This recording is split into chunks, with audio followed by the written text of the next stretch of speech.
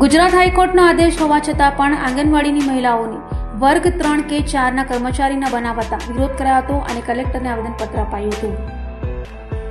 સુરતમાં આંગણવાડી મહિલાઓએ સુરત કલેક્ટરાલય પહોંચી વિરોધ કર્યો હતો અને જણાવ્યું હતું કે આંગણવાડીમાં ફરજ બજાવતા મહિલાઓને વર્ગ 3-4ના કર્મચારી બનાવવા હાઈકોર્ટે આદેશ કર્યો. તેમ છતાં હાઈકોર્ટના આદેશ બાદ પણ સરકારે પગાર વધારો ન કરતા મહિલાઓએ વિરોધ નોંધાવ્યો હતો. તો કલેક્ટરને આવેદનપત્ર આપવા માટે મોટી સંખ્યામાં મહિલાઓએ ભેગી થઈ હતી અને આશરે 5000 જેટલી મહિલાઓએ ભેગી થઈ રેલી યોજી કલેક્ટરને આવેદન આપ્યું હતું.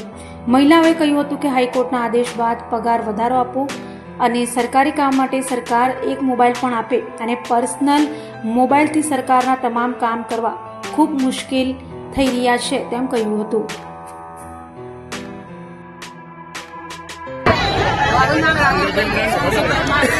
દક્ષિણ ઝોનમાં રાજ્ય મહામંત્રી છું અને આજે અમે સુરતમાં એટલા માટે ભેગા થયા છે કે હમણાં 20મી ઓગસ્ટે નામદાર હાઈકોર્ટ તરફથી જે ચુકાદો આપવામાં આવેલો છે એ ચુકાદામાં આંગણવાડી વર્કર બહેનોને 24,800 પગાર આપવાનો અને હેલ્પર બહેનોને 20,300 રૂપિયા પગાર આપવાનું નક્કી કર્યું છે.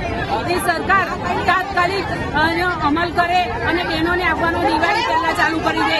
નાની નાની બાબતોનું આજે નામદાર હાઈકોર્ટે ધ્યાન દોરેલું છે તો સરકારે પણ આ કાન ખોલીને સાંભળી લેવાની જરૂર છે અને આજે સરકારના કાન ખોલવા માટે અમે આજે અહીંયા ભેગા થયેલા છે અને અમારી જો આ માંગણીઓ અમારી પડતર માંગણીઓ પણ એટલી છે અને આ માંગણી પણ અમારી ના સંતોષાય તો અમે ઉગ્ર આંદોલન કરીશું.